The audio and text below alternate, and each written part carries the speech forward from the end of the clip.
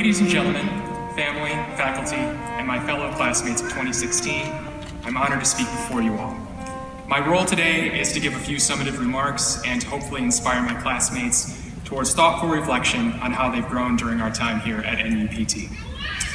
And I must say, there is no one more ill-suited to this task than myself. I am not the smartest person in our class. I'm not the most insightful, hilarious, brilliant, or mature.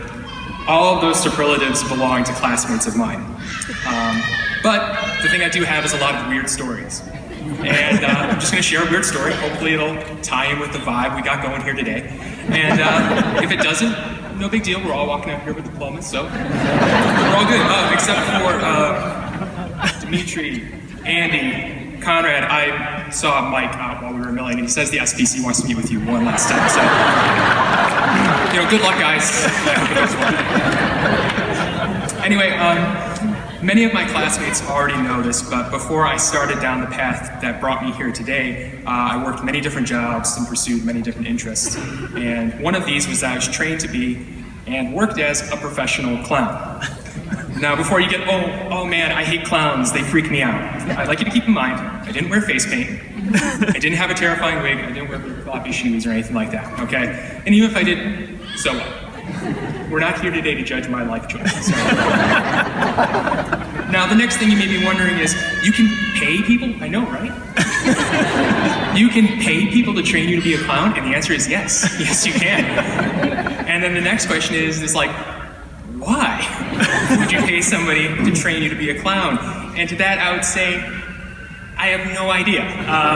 It was only at a time in my life before I really understood return on investment, and I didn't really get that.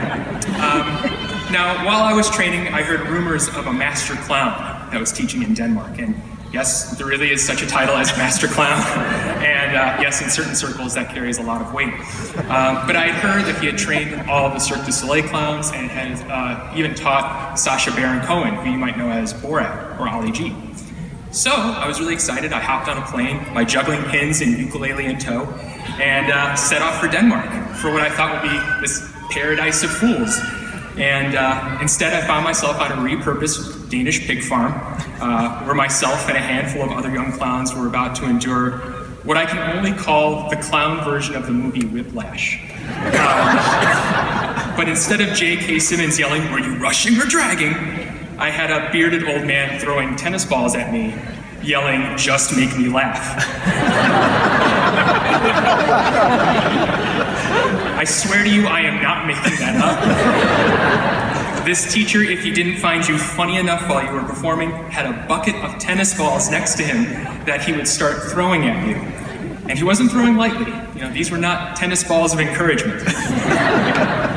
I remember another instance where I performed a solo piece for everyone where my clown character was attempting to bake a cake and failing. I thought the piece had done pretty well since I didn't get any tennis balls coming my way, but this teacher didn't laugh once during the whole performance, and when I was done, he stood up, walked up till he was face to face with me, and said, "Fear can be overcome by courage, but shame must be endured."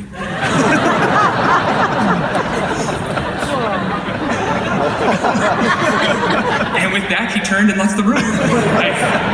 Now, that's a pretty cold thing to say to someone who's wearing a red nose and covered in flowers. So the experience as a whole was making me seriously reconsider what I was doing with my life, and not to mention the psychological scars it was inflicting. But on the other hand, I don't think I've had another time in my life where I laughed so hard at people who never had to say a word. There is magic in that, and to have a little piece of that magic is something I'll always cherish.